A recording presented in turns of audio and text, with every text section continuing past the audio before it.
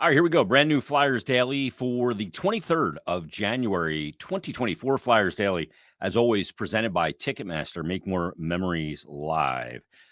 Flyers back in action tonight. They will be at home to wrap up a 4-game homestand. Tonight it's the Tampa Bay Lightning, who have won 5 of their last 6. They lost their last one 2-1 to the Detroit Red Wings, where the Flyers will be on Thursday to take on Detroit.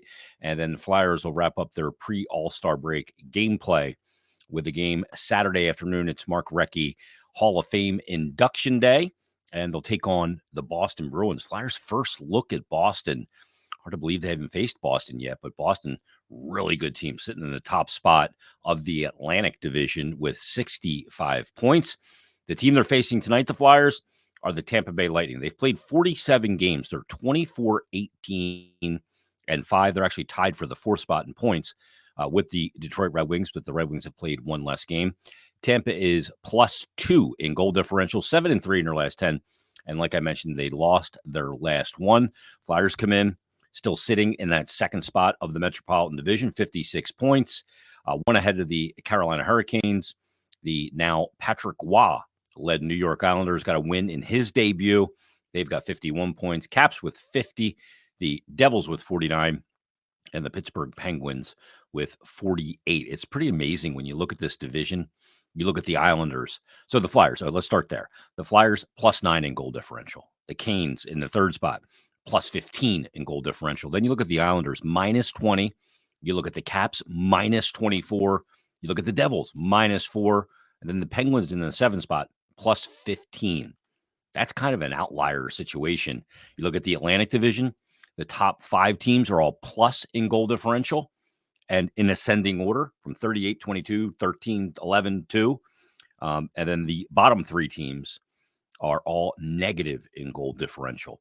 So the Flyers will look to be on the plus side of the goal differential game tonight when they face the Tampa Bay Lightning, who, all these years later, and we're going to look at Tampa's drafts over the years, I think it's a fascinating element of the run that they've been on now for many years, that they're a team that's got just such depth, and it's had such depth, and it checks the 3 boxes that you need to have when it comes to the on-ice part of a hockey team.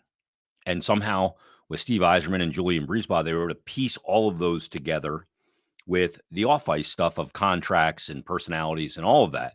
Leading the way, though, is this guy is absolutely 100% in the Hart Trophy race, and it is Nikita Kucherov. 46 games. He's got 28 goals, 48 assists, 76 points, 10 power play goals, 24 power play assists, 194 shots on goal, and shoots a 14.4 shooting percentage. He is an absolute dynamo. They've also got Braden Point, who they picked up in the 3rd round. We'll talk about that in a moment.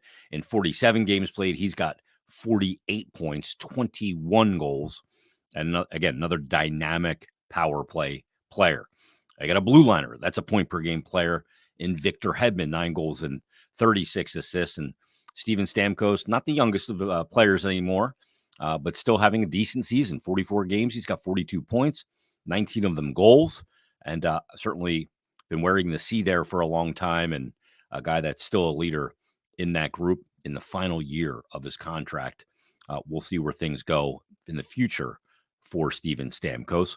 But this Tampa Bay Lightning team, it's not just about forwards, not just about D. It's also about goaltending. One of the reasons why they didn't get off to the greatest start this year is they were missing their 19th overall pick and number 1 overall first round pick in Andrei Vasilevsky. He's only played 23 games.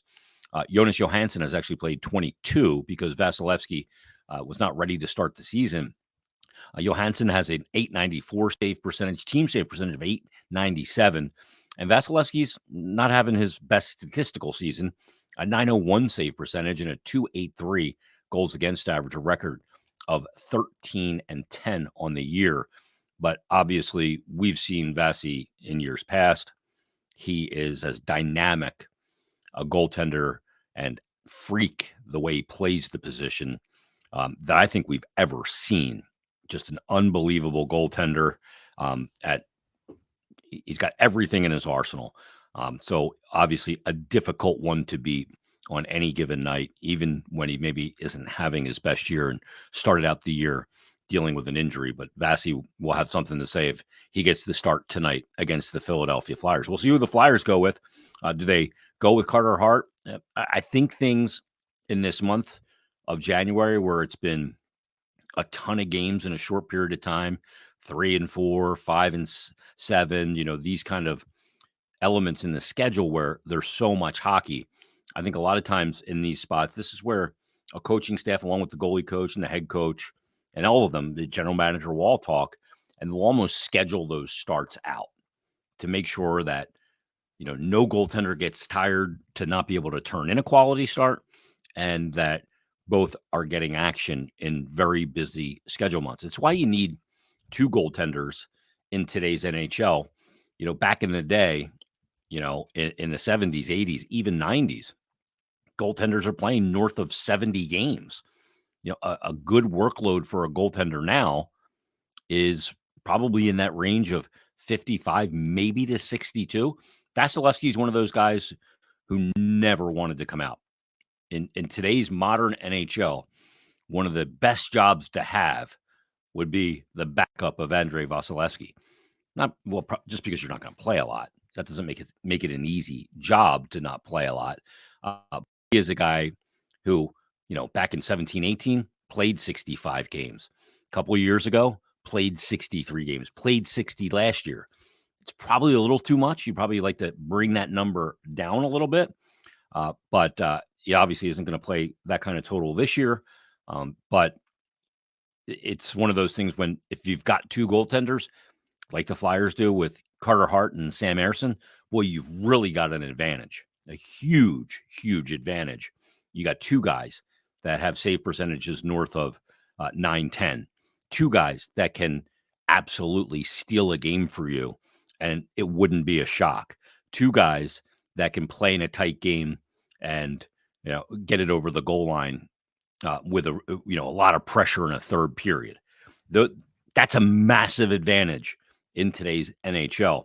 And the Flyers have that advantage. It's a big reason why they are where they are in the standings.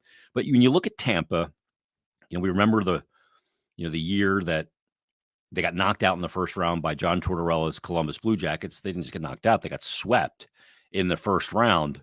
And then they came back. They made a couple of moves that offseason. They picked up Blake Coleman and, got some grit on that team. And Pat Maroon was there to provide a little bit of sandpaper. And all of a sudden, they're a team that went on a run of winning two, going to another. And you look at the way they're built. Now, first and foremost, I think that Tampa and some other markets in the NHL have an advantage in a salary cap sport, a hard cap sport. It's a no income tax state. So a player can sign in Tampa and bring home the same amount of money that another team would have to pay him considerably more for, whether that's New York or California, whatever it might be, Canadian market. So you can sign there for less and bring home more. And I think that is a huge advantage. I'd love to see maybe the NHL tackle that at some point. But when you look back at the drafting and development, and that's what we're going to talk about in this episode, because it is so important. And how you draft, not just in round one, not just at the top of the draft. Now, they did get some players at the top of the draft. They drafted Stamkos number 1 overall in 2008. They drafted Victor Hedman number 2 overall in 2009. But you look at years after that, Radko Gudas, for example, has played 722 games in the NHL. He was drafted 66th. You look at the 2011 draft for the Tampa Bay Lightning. They take Nemestikov in the first round, 27th overall. He's played almost 700 games. You look where they took Kucherov in that draft, 58th overall in the second round, 690 games. And by the way, he's got 805 points. You just see this all over, their drafts. You see guys with huge game total numbers in the NHL. Even Andre Palat was a 7th round pick. He's played 712 NHL games, and he's got 460 points. You look in every year of their draft, and you see these huge numbers. Cedric Paquette in 2012, taken in the 4th round. They take in 2014, you get Braden Point, 79th overall in the third round. Now, that's not just about identifying that guy as an NHL player. There's also a considerable amount of development that goes into that. I mean, you look at their 16 draft, and their top 6 picks have all played almost 100 games. The only one that hasn't is Connor Ingram. Ross Colton, taken in the 4th round, 118th overall. Brett Howden, taken 27th in the first round. So you can get players. You have to identify them. You have to develop them. And I got this message on our YouTube channel in the comment section from Superior Living 4. He said, forming a nucleus of guys I think we should build around, and then there's a wave or unit of guys playing strong, but need to score goals with all the energy. We still need that goal scorer. There's no doubt. He said, thank God we have a solid point-getting defense, but I don't want to burn out my defense for a lack of goals from the top 6. Carter Hart can sharpen up, and these youngsters need to shoot the puck. Tyson Forster in particular, or stand in front of the goalie if you're going to watch. He said, overall, I'm loving the development of this team. We have so much potential. And as the team develops, and that's about also individual development and developing those players that aren't the sure thing that's taken at the top of an NHL draft. It's developing them along the way. And again, development's not going to be this just straight line. It's all not going to be all incremental steps up. Sometimes there's a couple steps up, there's a step down. It's so important, I believe, that when a player hits a plateau or then takes a step down, how do you re-energize his development to go back up? That's a key, very key element in how you do that, how you approach that from a playing time standpoint, a sharpening of skills and those kind of things, motivation and accountability. Those are all really important elements of development. I think accountability, look, players are, it's the physical gifts and the skills they have and all of that stuff. But to make a player realize those, 95%, 98% of the players in the NHL, you have to develop. And a huge element of getting them to develop is the environment that they're in and the accountability that they have for themselves and the accountability they're shown. I think that those three things, are paramount to developing a player. And I'm going to give an example of a Flyer player that falls into this category. Now, he's done it over a couple of coaches because he's been here for a few years. And I'm looking at Joel Farabee. He's 23 years old right now. He'll be 24 coming up on February 25th. Well, I think sometimes we forget how young Joel Farabee still is. He was taken in the first round in the 2018 entry draft, 14th overall. Played a year at Boston University, turned pro. He's now played, tonight will be his 300th NHL game. I cannot believe that Joel Farabee is going to play his 300th game tonight. But he's played 299 games to this point. He's got 77 goals, 94 assists, 171 points, and over 16 minutes of ice time. He is a very important player for the Flyers. Very important. In his first year, he played in 52 games. Now, that's the 1920 season, so it's the shortened year where they only played 69 games. But in his first year, he had 8 goals, 13 assists, 21 points. I thought that was a really good debut season for a guy in Joel Farabee's position, where his body was physically. I mean, he was a kid still at that point. And we saw some of the elements in Joel Farabee of having that knack of going to the right places and generating good scoring chances. But what he lacked in that season was finish. He couldn't finish around the net. He had to go away after that season, after the bubble, and add that element to his game. I remember talking to him about it in his exit interview that we did virtual because it was still the pandemic at that time. And he said that was the number one thing he was going to work on heading into the next season. And he did. So he came back the next year, his second season in the NHL. This is also a shortened season. It's the 56-game season in 2021, and he played 55 games that year, and he reached the 20-goal plateau. Now, in that shortened season, that was probably more like a 30-goal season in year 2. He had 20 goals, 18 assists, and 38 points in 55 games that year. and a very good season. His shooting percentage from 9.9 in his rookie year, and he scored 8 goals in 52 games, it shot up to 16.4. That is an enormous jump. That's a guy who, through him and the organization, said, this is what you need to work on. This is how you need to develop your game further. You need to work on your finish. You need to work on your shot. You need to work on finishing in tight. And he did. And again, he had 20 goals that year. Came back in 21-22, played 63 games, had 17 goals, 17 assists. And then in 22-23, we know about the surgery in late June. And then the year he had last year, I felt like he was never caught up in the season fully, kind of chasing it. He ended up playing all 82 games, even though he wasn't even supposed to be back until Thanksgiving. But he ended up with 15 goals and 24 assists. So a lot of people looked at that heading into this year with a guy whose stock was down. Would he be able to get back on a development trajectory that was going up after his second season, where he had a really good shortened season and then had a dip the 2 years after that? Could he reascend? Well, the interesting part of that is he's got, in 47 games this year, 17 goals, 22 assists, and 39 points. He is tied a career high in points for a season, 47 games into this one.